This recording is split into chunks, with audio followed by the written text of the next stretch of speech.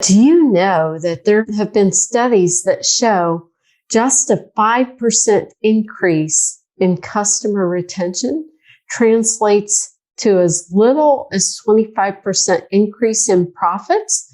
And some people have shown as much as a 95% increase in profits. Are you about to start a podcast or producing a podcast and tired of doing the editing yourself? We have produced over 1,000 daily shows, and the production team that I've created, they're now available to produce shows for you as well. We can do as little or as much as you need, from finding and communicating with guests, preparing introductions, to editing the audio and video. You will sound better, have a more professional presence, and be able to spend your time doing other valuable tasks on your business.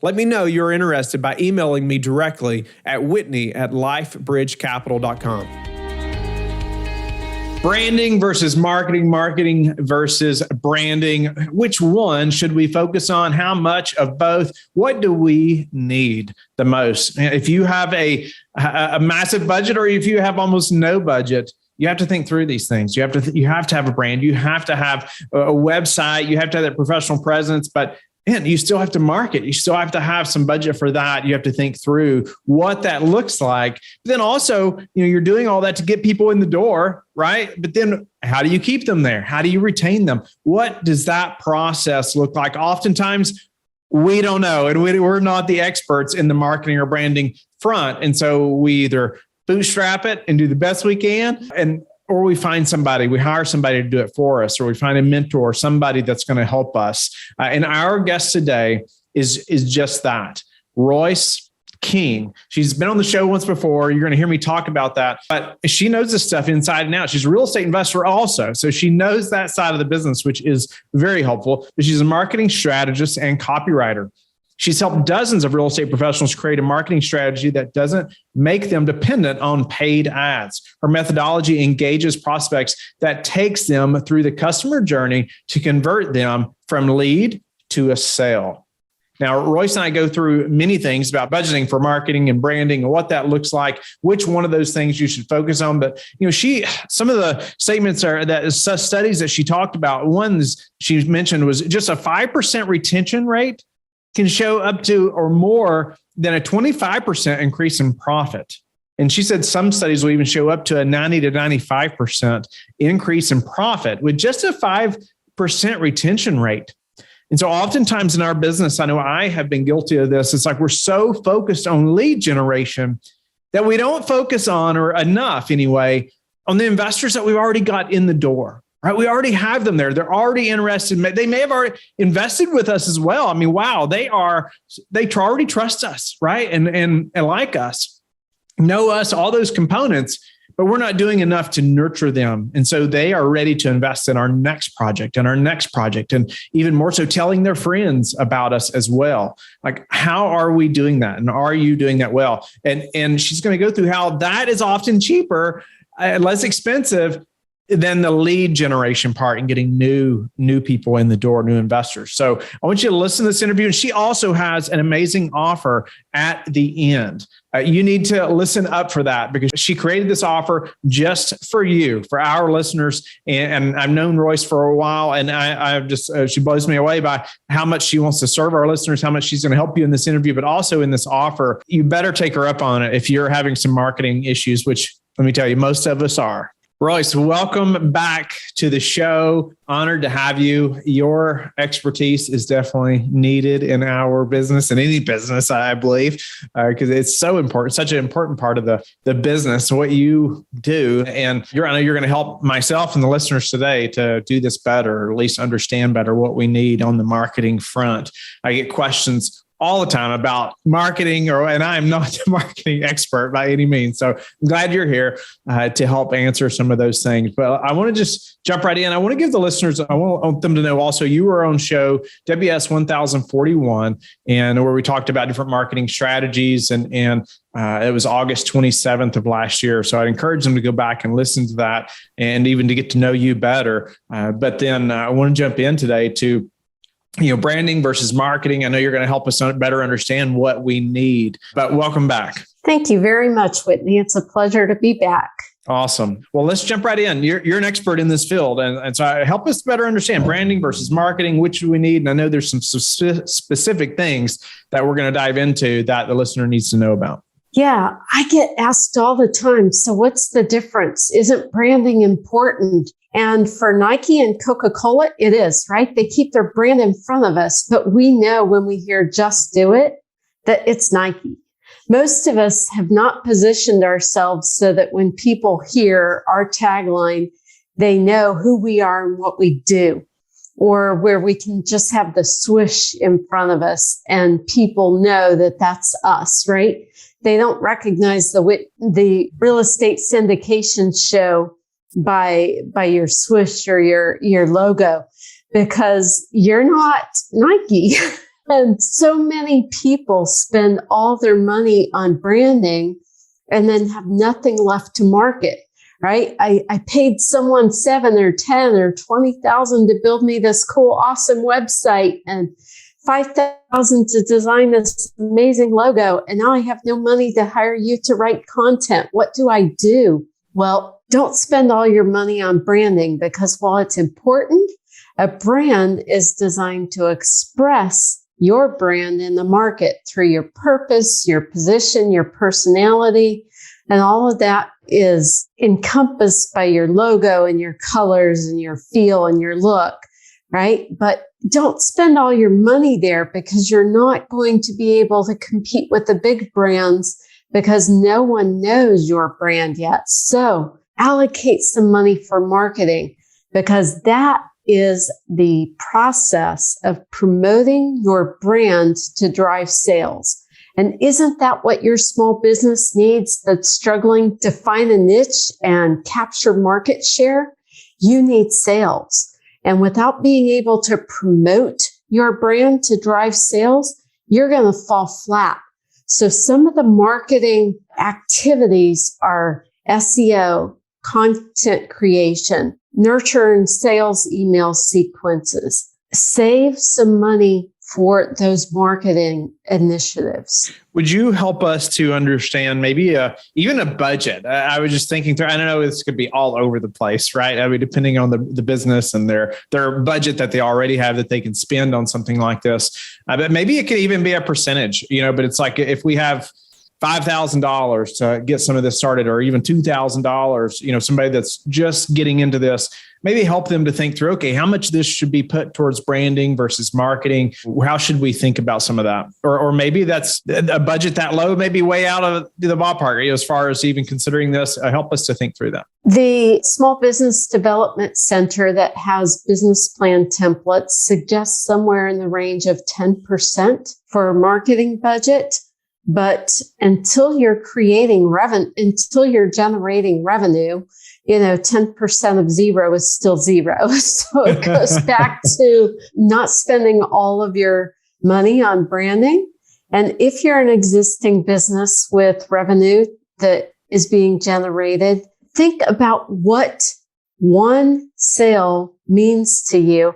And we're going to talk more about that as we go into the steps of marketing, which are attract, nurture, sell, and then retain, right? You want those returning customers. So I'll dive more into that when we start talking about the steps in your marketing process. Okay. No, it's just good to know, because or like how you laid out, it's like when we jump in, we do think about the name, the logo, the website, all these things that you do need for a professional business and presence, right? But yeah, we probably focus so much on that initially that we don't focus on the marketing side and the selling side, what sells, which is, it's just important to think that through in the budget before we get started. But let's do that. Obviously we got to attract and nurture, sell, retain. That's a great process to think through as well. Like, how are we doing that?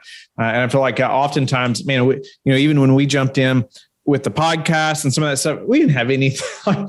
We didn't have a process around those things, very well anyway, not good enough. You're not thought through well enough. And so help us to think through that. How do we create a plan around those things? What does that look like? Well, since you have an audience that understands real estate, let's talk in terms of real estate lingo, right? When you pull up to a house, what attracts you first and makes you want to come inside? It's the curb appeal, right?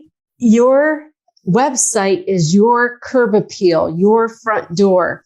And when that's attractive, people will stick around long enough to want to come in and sit in your living room, to be invited in, to have a conversation.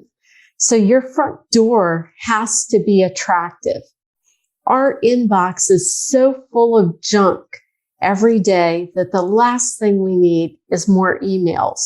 But when your website offers something of value and they catch that within 3 or 7 seconds maximum, usually, they'll sign up for whatever valuable offer you're giving them, those downloadable reports that you see on almost every website. And that's making sure that your front door is attractive enough that they want to do that. Give us just, we won't spend a ton of time there, but it is important. Like, help us to know a couple of things or common mistakes around that curb appeal, on our website that we need to know.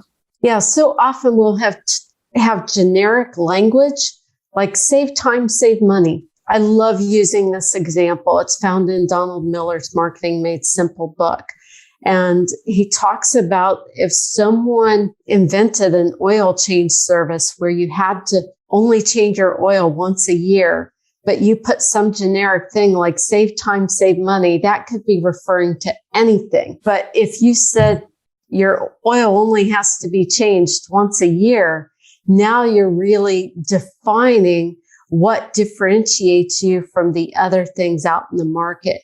You're giving specifics so that customers understand you and they remember you, right? Marketing is an exercise in memorization, and they have to know, oh, that's the oil change I want because it's going to save me time and money by only doing that once a year. I'll keep going for 15,000 miles on that oil change, right? So we want to position ourselves in the way that they know we are the expert, the go-to brand for that, whatever it is we offer. And then the second part, I mentioned going into the living room, Whitney. And the living room is when they want to sit and read what you say. That can be your lead magnet or your, downloadable report. That can be your blogs. You do a great job with podcasts. I think you mentioned that you've done 300 podcasts since I've been on your show. And so that valuable content is what gets them in the front door and nurtures them to build trust, because we said it's attract and then nurture. If you don't nurture your audience, it's like ghosting someone after a first date, right? You don't know that person liked you. They'll never call you again, right? We don't want our customers to question whether or not we've ghosted them. We want to keep in touch because they've given the signs to say that they're interested in our brand by downloading that report. I spoke to someone last week and they said, well, I'll just get a lead magnet up and then I'll build my database up and then I'll go back and get the emails going once I have a database built up. Well, gosh, by the time you get 100 or 1,000 emails or whatever your magic number is, number one has long forgotten you've existed and they bought from your competitor. Nurture them, continue to engage and converse with them after that initial conversation. Yeah. What do we need to do to ensure that we have a process for that nurturing process? Gives us a few details or maybe ways that, if somebody, especially if they're getting started or they have a not so big budget, right, or profitability yet, what are some things they can do to help the nurture process, even on a lower budget? Well, that's twice you've mentioned budget, and every business I work with is on a limited budget because they are not Nike. So they come to me and they're like, well, I just started my business, or I have a list of 250 customers. I don't have a large budget. But do you know that there have been studies that show just a 5% increase in customer retention translates to as little as 25% increase in profits And some people have shown as much as a 95% increase in profits. So let's say that you just had 100 clients or 100 people on your database, and they're spending $1,000 a year with you. And that can be on whatever product or service it is you sell. And I know for real estate investors, you've got to change these numbers a little bit because you have investors joining you and they're worth a lot more than $1,000. But I also speak to clients who are selling some $30 beauty care products. So just for simplicity of math, 100 customers spending $1,000 a year equates to $100,000 a year in income. Now, if your retention rate is 84% because you have 4 stars and most people like you, that's great, but you're still losing 16% of your audience. If you could increase that and capture an additional 5%, only losing 11%, that could mean $25,000 to $95,000 additional in your pocket. The nurture sequences that I write cost nowhere near that. You're spending, maybe $10,000 or so a year with me. So if that had a 2.5% return, would that be good? Absolutely. Whitney, you send out those memorandums that show that we will have, 1.87% projected return or 1.95, right? It's just shy of 2% usually. And yet we as investors raise our hands and go, oh my gosh, sign me up. Yes, here's my $100,000, right? I'm telling you that at the minimum, you should be able to generate a 2.5 times return. And yet people say, I don't have money to market my business. Of course you do. Look at what you're losing not marketing. Yeah. Yeah. And it's, if your wallet's empty, it's hard to tell yourself that, you know what I mean? But it is so true.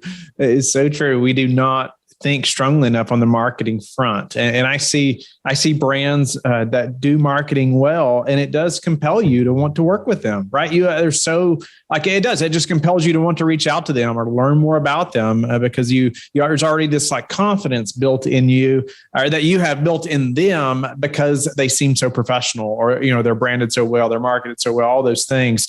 So no doubt we've learned some of that the hard way to say the least. So retention rate, I like the thought or the quote that you just said. Just a 5% retention rate shows often a 25% increase in profit, or even more. I think you said up to a 95% increase.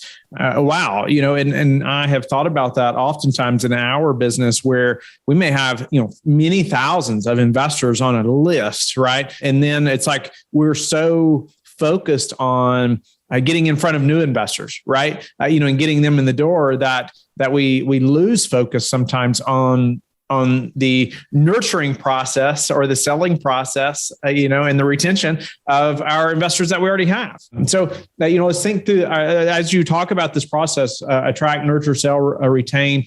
I know we were talking about the nurture. How do we think about investors and you being an investor as well? What do you like to see through this process of nurturing and selling? And what is that with your expertise? What does that look like?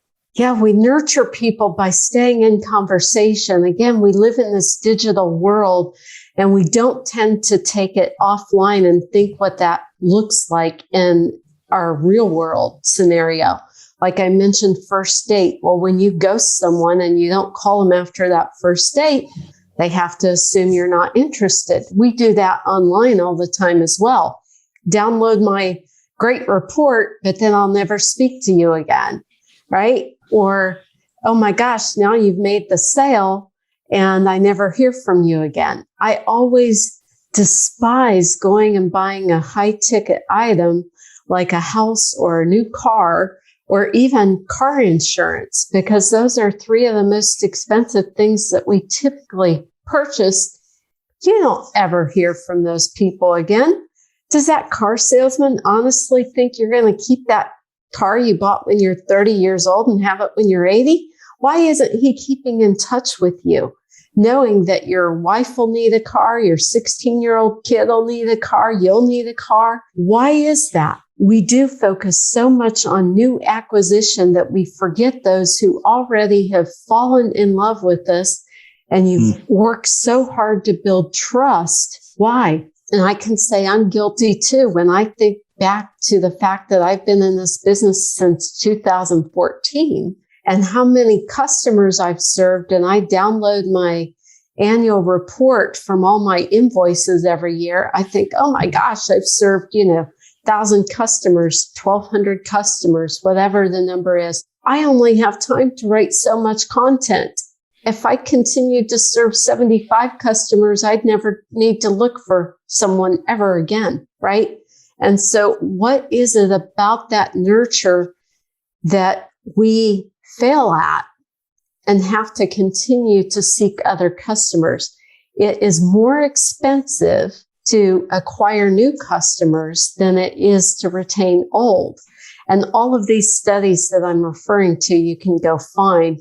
I can't recall who did the study about the 5% retention, but in Never Lose a Customer Again, in his book, he refers to that study. And I know you're an avid reader, and I am too. I have a bookshelf Julie to my Coleman. left.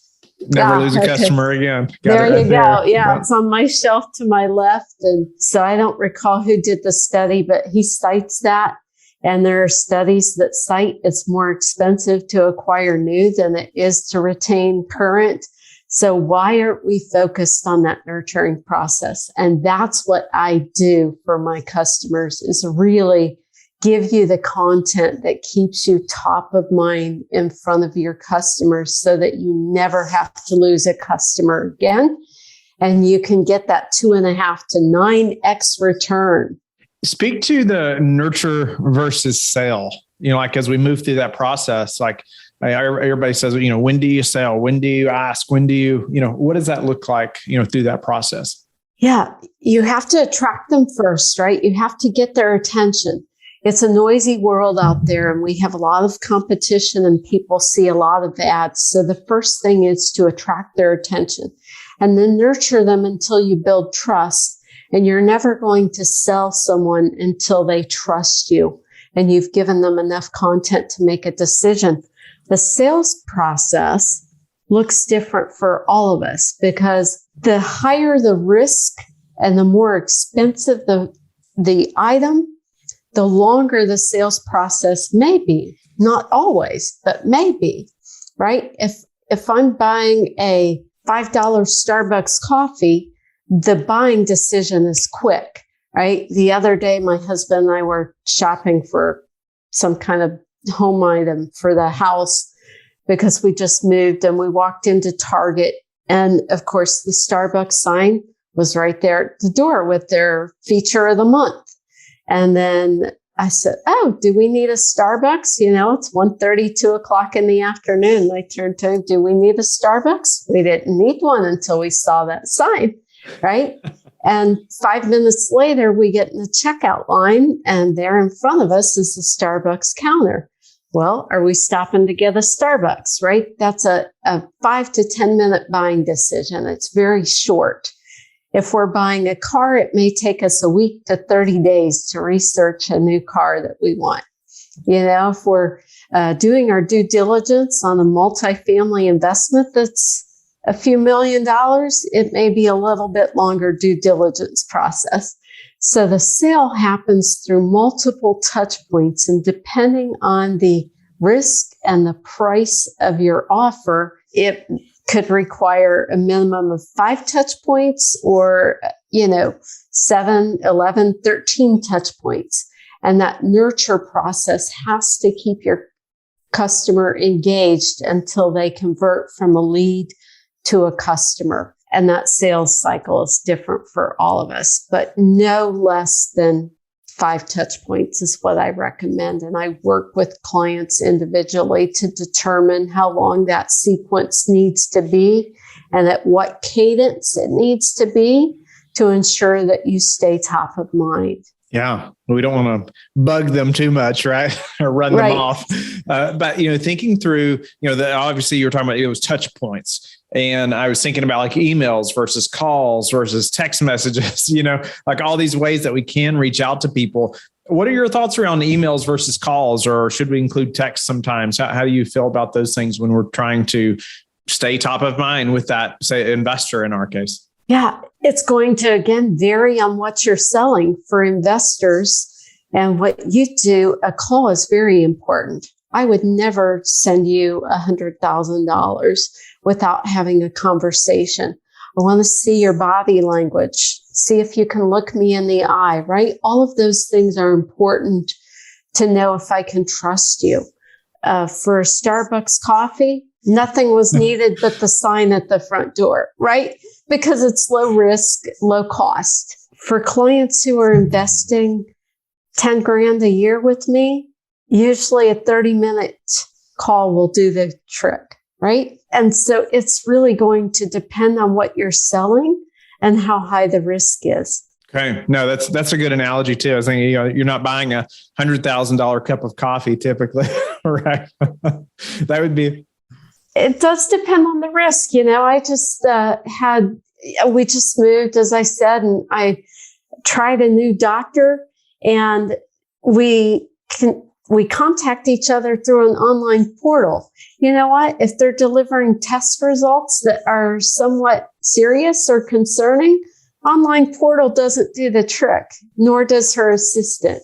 The doctor should pick up the phone. So again, think about what you're offering people and what they need from you, and how would you want to be approached? Royce, what are some of the most important metrics we should be tracking on, just from our conversation today on the marketing front? Well, your open rates are important on your emails, and the average open rate varies by industry. So, when I talk to a customer, I can pull up their industry averages. Some clients, I will say, if we haven't increased it by X% in 30 days, let's tweak something. So we really want to monitor those open rates. And then click-through rates. Do we have 40% open and 0% click-through? What's wrong with our offer? Do we have 2% open rates? What's wrong with our subject line? So those KPIs can tell us where we need to tweak your messaging. And that's important to monitor. Also, the click-through on your lead magnet. How many people are bouncing off your website without getting your free report or your quiz or whatever it is you're offering? If that's not capturing some names, why not? And then, of course, some back-end things, and some more complex things. You are great at podcasts, and you know how many downloads, you know how many subscribers you have. Those things are important. Is to anyone listening, you can have a podcast and do 5 episodes a week, but if you have no listeners, maybe 1 episode a week, and figuring out what you're doing wrong and why no one wants to listen would be more important than the quantity of the podcast. Yes. Another question that I get often, I'd love your opinion about this as far as on the marketing front, is the CRM that you recommend. And I hear everybody talk about Salesforce to HubSpot to Zoho or if I'm saying it right, there's so many that are top of mind. But I just wondered if you have a recommendation that you usually tell a client. I know that's a budget comes into play there in a big way as well. But let's say if budget's not an option or not an issue whatsoever versus maybe somebody that's on a lower budget. But there are more than HubSpot and Salesforce out there. Oh, yeah. But again, that goes back to branding, right? We know Nike and McDonald's. We know HubSpot and Salesforce because they've done a great job of imprinting their brand in our mind. But it's not budget friendly for most of the clients I work with. And because I've been a mentor at some startup hubs, I love to find startups who are doing a good job. And there are some great ones out there. I've actually been looking at this. And if you just pull up CRM options on a budget, they usually do an annual report of the best ones out there. And there are some great ones. I'm not going to recommend one in particular because I don't have a dog in the fight and the features are different. Sure. So look at the some features. Are better for marketing than others. So I didn't know if you thought there was something that stands out to you. No, look at the features and what you need. And they can have all the robust features in the world, but if you're not going to use them, they're worthless. I know I had my website on Kajabi for a while, and it is robust. And I know some people that love it. And I know a couple of friends that do a great job with it. I found it to be very non-user friendly and did not appreciate the robust features because I couldn't graduate the 101 class. That's a great response. If you're not using it or you don't learn to use it or nobody on your team learns, then it's pointless, right? It's wasted. So what about any daily disciplines that you have or what is a daily discipline that you have that's contributed maybe the highest return for you? Reading. And I have always been a voracious reader, but I have not always consumed enough books because I'll start one, get halfway through it, and get interested in another. So this year, I have made a commitment to myself to read 52 books. And I think the last count was 26, and I'm halfway through 2 others. I listen audibly a lot so I can learn while on the go, but I still like my hard copies like you have behind you.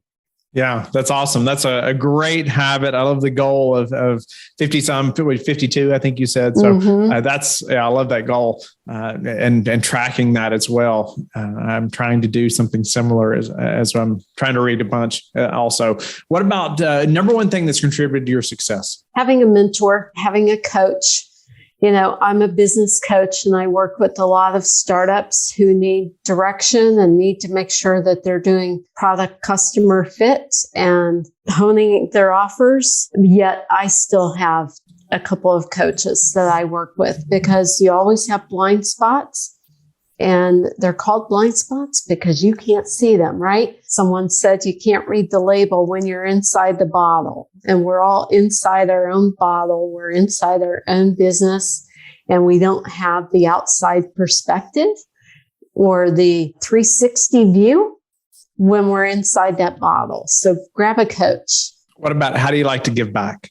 I'm a startup mentor with a couple of programs, and I don't get paid to do that. I just love to mentor the next generation of students. There's a college in Austin, Texas called Trinity, and they have an MIT produced program, and MIT licenses their startup cohort program to a lot of colleges, and I'm part of that group and a couple others. Royce, always a pleasure to have you on the show and to just pour your expertise in, on the marketing front, because it's so important. Tell the listeners how they can get in touch with you and learn more about you. And I know you have an offer for them as well that I want to ensure that they know about. I do, Whitney. I created this offer especially for your listeners because I received 5 or 6 emails the week that our last show aired in August. And so I want to offer your listeners something special because they really received the information I had so well that I know they'll want this offer. Email Royce@yourstartup.coach, not yourstartup.com, but Royce@yourstartup.coach, and mention the Real Estate Syndication Show to redeem something that's a value of $397. Yep, I'm giving away 4 $100 bills to everyone that emails.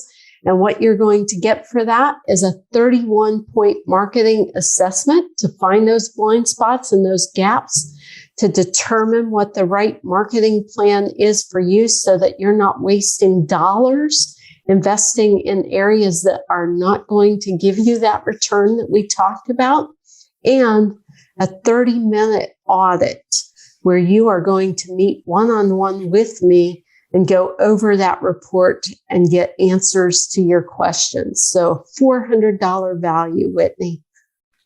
What a great offer. Royce, I'm grateful. I just want to personally say thank you for offering that to the listeners. And I hope that they will take you up on that. Why they wouldn't, I have no idea, but I hope that they will do that, right? It's taking action, taking the time. Oftentimes people don't reach out to people on shows when they hear them as a guest, but you've made an amazing offer for them that I hope that they will take you up on. So Royce, thank you again, and have a blessed day.